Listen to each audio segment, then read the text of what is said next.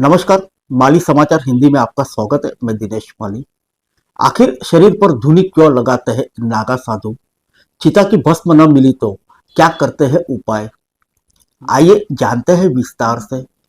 नागा अपने शरीर पर केवल उन चीजों का इस्तेमाल करते हैं जो उनके इष्ट देव महादेव से जुड़ी है। इसी का एक हिस्सा है उनके शरीर पर लगने वाली भभूत। वैसे तो चिता की राख को मुक्ति की राख माना जाता है, लेकिन जब ये उपलब्ध नहीं होती तो इसे नागाओं द्वारा एक विशेष विधि से तैयार किया जाता है। नागाओं से संबंधित 13 अखाड़े हैं। इन्हें आध्यात्मिक, धार्मिक और सामाजिक तीनों रूपों में बांटा गया है। ऐसा माना जाता है कि अधिदैविक शक्ति नागाओं के पास होती है। दैविक और आध्यात्मिक शक्ति उनके आचार्य के पास होती है।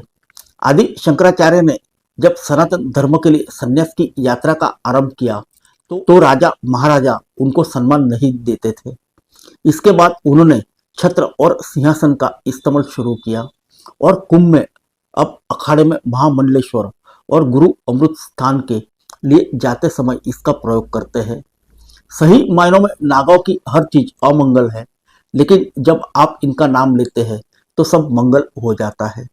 ये उत्कट बैराग में जीते हैं। इनका मानना होता है कि ये भगवान शिव के अंश है। जब ये सांस लेते हैं तो ये मानकर चलते हैं कि ये सांस सभी भगवान शिव ले ले। शिव के श्रृंगार में चिता की भभूत एक अहम हिस्सा है और इसीलिए नागा भी इसका उपयोग करते हैं। माना जाता है कि लकड़ी और मनुष्य जब एक साथ जलते हैं तो उन्हें 84 लाख योनियों से मुक्ति मिल जाती है। यह 84 लाख योनियां मनुष्य वर्ग, पक्षी वर्ग, पशु वर्ग में बटी होती है। वैसे तो नागा साधु चिता की राख का प्रयोग करते हैं। चिता की राख भी पवित्र स्नान की होनी चाहिए।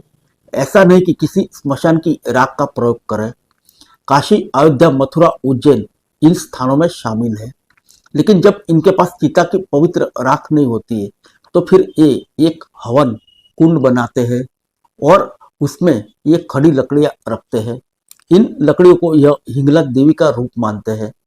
हवन की प्रक्रिया चलती रहती है और इस दौरान ईशान कोण में त्रिशूल गाड़ दिया जाता है। धुनी को शिव और शक्ति दोनों का प्रतीक माना जाता है। शिव शक्ति का प्रसाद मानकर इसका लेप शरीर पर लगाया जाता है। इसको लगाने की प्रक्रिया मस्तक से कंठ की ओर चलती है, क्योंकि ये मानते हैं कि ब्रह्म रंध्र से ही व्यक्ति के प्राण निकलते हैं। फिर मिलेंगे अगले बुलेटिन में अन्य किसी खबर के साथ।